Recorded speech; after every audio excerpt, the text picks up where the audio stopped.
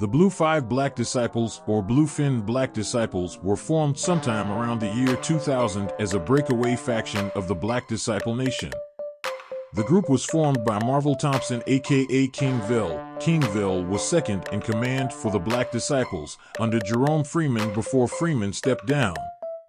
In a bold move, Kingville broke away several South Side BD factions and aligned them under the People Alliance, including adapting Islamic beliefs seen in some nations under the Five. This new renegade faction is known as the Bluefin BDs. Some believe that this radical change to traditional Black disciple beliefs is what caused Jerome Freeman to step down. Some also attribute the poor relationship the BDs had with other folk gangs, such as the Gangster Disciples, that caused this new People faction of the BDs to emerge. The Bluefins then adopted People Nation bylaws and strong relations with Black P-Stones and Mickey Cobras. MCs and Bluefins even shared sets at 59th and King Drive, Jackson and Damon and 117th and Princeton. Their main enemies include Gangster Disciples as well as Black Disciples still under the traditional folks bylaws. Many traditional Black disciples do not recognize Marvel Thompson Kingville as a leader and say that he is not welcome in Black disciple strongholds. In the 90s and early 2000s, this was a different story in the projects. With their leader in prison, top members of the Black Disciples were called to a South Side apartment building, the Castle, the gang called it, to hear from the newly anointed king. He told the assembled drug dealers that if they played by the BD law, they would prosper. Violators would be beaten or killed by the vanguard, the enforcers of the gang. Since that day in 1991, Marvel Thompson ran the Black Disciples gang as if it were a diversified corporation, hauling in drug profits as much as $300,000 per day, which the gang laundered with investments, including apartment buildings, a rap record label called MOB, and a car wash and nightclub in Atlanta. Using a pirate transmitter to barge in on the FM frequency operated by a Christian radio station, the gang even broadcast public service announcements to their dealers, warning them when police were near. According to a 185-page indictment released by U.S. Attorney Patrick Fitzgerald, the gang effectively took over a 16-story Chicago Housing Authority building, posting snipers on the roof to protect dealers, making as much as $45,000 per day selling crack cocaine and heroin inside the building. Lookouts were equipped with night vision goggles, according to the complaint. Thompson, a rap record producer, and 46 others were indicted on drug conspiracy charges after a 6-year investigation led by Chicago police and the FBI. Wearing helmets and wielding shotguns, police stormed down the corridors of the red brick Randolph Towers housing complex, where the gang was based, sometimes kicking in doors as they searched for suspects and scooped up $300,000 in cash. More than 400 law enforcement officers were involved in the arrests of 32 suspects, including one in Phoenix, Arizona. 2 others turned themselves in, and 13 of those indicted, including 2 top deputies to Thompson, remained at large, police said. Law enforcement officials say the operation topples the hierarchy of one of Chicago's best organized street gangs, one that terrorized neighborhoods where they plied their trade. It was a very structured organization that tried to follow its own law and act as if it was its own nation right here in Chicago, Fitzgerald said. The sales volume was frightening. On one occasion, one of the outstanding members had $3 million in profits counted in a single night. Prosecutors likened the investigation to the federal prosecution of the Gangster Disciples, whose drug-dealing operations on the South Side reached an unparalleled level of organization, extending into political activity, before the leadership was convicted in the 1990s. Thompson is registered with the state as president of MOB Records Inc., which is based on the South Side and produces several rap music acts, including an Inglewood artist, DJ Casper. Casper's Cha-Cha Slide became an international hit after its release in 2000. Thompson also has a steady history of criminal cases in Cook County. He had a pending felony case for unlawful use of a firearm, stemming from a 2002 arrest when police approached him in Inglewood and said he dropped a handgun and ran. He also was convicted of murder in 1993, but acquitted 2 months later after a witness in the case recanted. saying that only Thompson's co-defendant Alonzo Brooks was involved in the 1990 shooting. Brooks is serving a 45-year sentence. Dressed in an orange jumpsuit, Thompson appeared in federal court with 33 other defendants in the case, then spoke clearly and directly when asked by the judge if he understood the charges. While the gang allegedly sold drugs from numerous locations across the South Side, the headquarters and most lucrative operations were at the Randolph Towers, 6217 South Calumet Avenue. According to the indictment, members of the gang exercised such tight control over the building that they searched anyone who entered, including residents. Gang members once searched an undercover police officer who was wearing a bulletproof vest. When gang members felt the vest, one pulled out a gun and shot the officer in the back as he turned and ran. The officer survived the shooting, prosecutors said. Fitzgerald said the gang placed huge demands on membership for loyalty. Still, the case was built in part on the testimony of 26 informants, most of them Black Disciples insiders. In one case, one of the witnesses and his 6-year-old son were shot after gang members suspected that the man had testified before a grand jury. Several of the informants was in the Federal Witness Protection Program, according to a spokesman for Fitzgerald.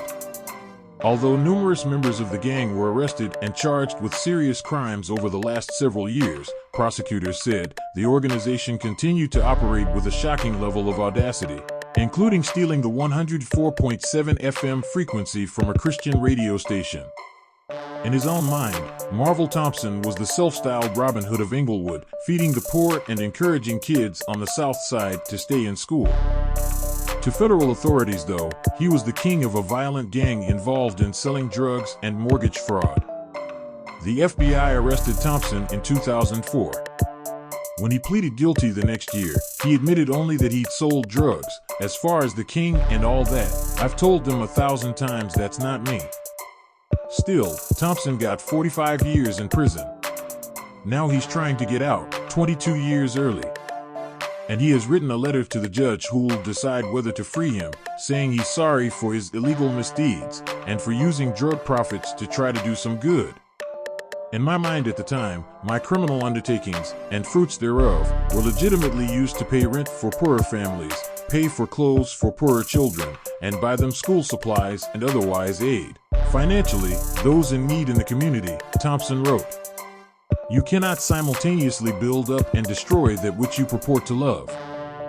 I embarked on a path of illegal misdeeds that would eventually completely destroy not only my life, but the lives of every person I ever loved or cared about, including those in my community I most identified with based upon our common experience of living poor.